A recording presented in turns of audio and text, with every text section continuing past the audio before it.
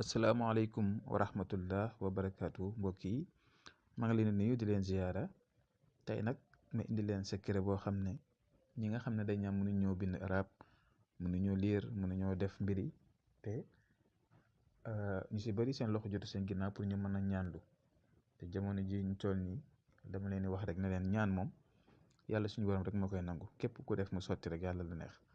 te lépp lu nit di def na si jëtal njub na si jëtal sell ak set doomu aadama da ngay set sell surtout jullit kon lii ku nekk mën na ko defal boppam fépp foo mën a nekk na nga ko jéem a def incha allahu rabbi su ko defee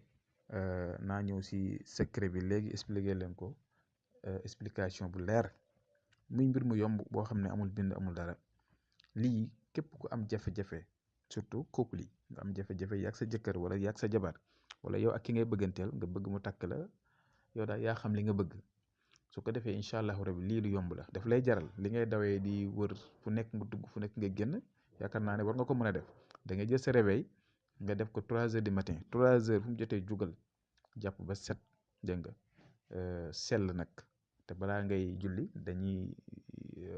bëgg itam nga jël sa kurus def astaghfirullah defal astaghfirullah 100 fois wala 70 fois soo paree nag nga julli ñaari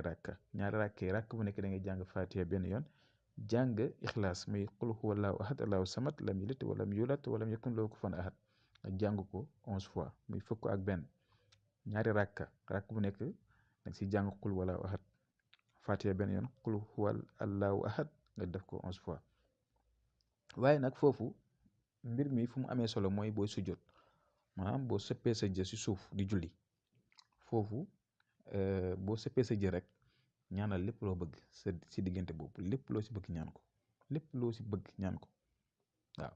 ba nga xamante ni ñaari rakk yi jeex na nga sëlmal tee sa kurus def astaghfirullah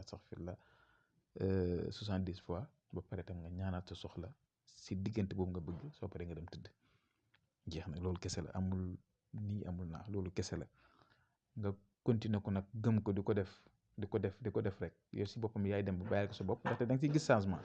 mbir mu am solo la boo xamante ne nii ñu bëri dañ koy négliger àddina nit ñi mën na laa defal ñaan mais yow tam war ngaa war a mën a ñaan sa borom dégg nga kon dinañ koy fas yéene di ko def ñu am ay jafe-jafe ñi nga xam ne mënuñoo bind ñii mënuñoo dem ñu defal leen wala nangam mu ngeen def li seen bopp